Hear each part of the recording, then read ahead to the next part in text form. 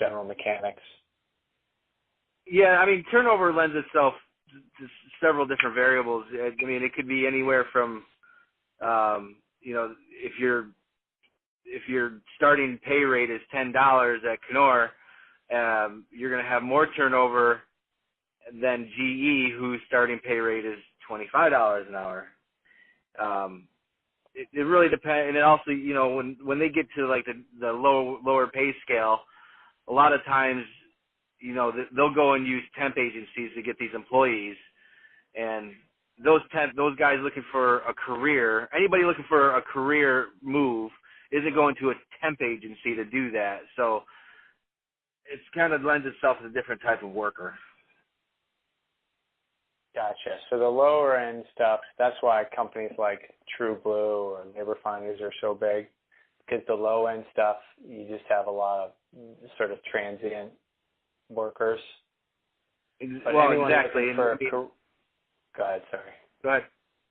But yeah, anyone I mean, it's more career-minded might, they're going to try to get a job at Knorr or get a job at GE. They're not going to play with the temp agencies.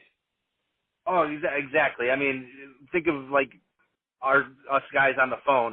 If we lost our job tomorrow and we're not going to go to a temp agency, we want to move to somewhere where we're going to be there for a long time. So, the guys that go into a temp agency typically do not have a lot of experience, are younger, and so you get turnover from anywhere because of the drug policy or absenteeism. So there's a number of factors that contribute to that. Gotcha. When you talk about, so maybe not even for that group, but maybe the other group, is there any connection? I mean, do you guys think about employee retention, and relate it to, good training or career path advancement? Like, what's the mentality there? Yeah, there's obviously the HR group, if they were doing their due diligence, they're going to analyze their turnovers, because to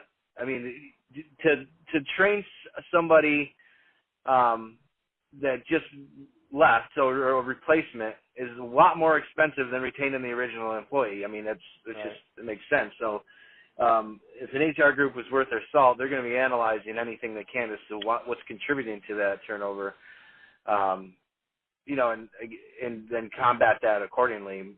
I wouldn't say that training is a factor in that, unless that there's lack of training where there's the discipline is stronger than the training, meaning I didn't train you very well, I'm going to put you in a work cell, you're going to perform at a high level, and if you don't, you're out. Well, gotcha. You got to give them the tools to be successful. Yeah, got it. Okay. All right, that's helpful. Well, thanks that's a lot. It for me, Susan. Yeah. Okay, I just realized I wanted to touch on special processes again, because you've said several times, special processes are really maybe where VR plays or could play a role. And so, how do you define special processes generally? I mean, is that a term used in the industry when you talk about special processes? Do people nod their heads and go, "Oh yeah, I know what you mean"?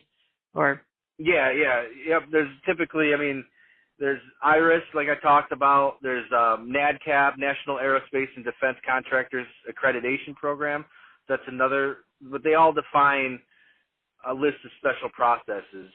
And there's a good long list. You can Google it and it'll come up with a whole bunch of it. But anything from coatings and finishes to welding to wiring to painting to bonding, those are all special processes, and plating and things like that. So.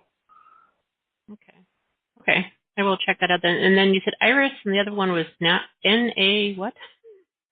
NAD, N-A-D, as in Dan, CAP, C-A-P, NADCAP. Okay. NADCAP. Okay, and that was aerospace industry? Yeah. Okay. Aerospace and defense contractors. Okay. Great. I think that's it for us then. Thank you so much. This was really helpful. No problem. If you guys had any other questions, feel free to reach out, but I appreciate the time. Okay. Cool. All right. Thanks very much. Have a good Randy. day. Thank you. All right. Have a good night. All right. You too. Bye.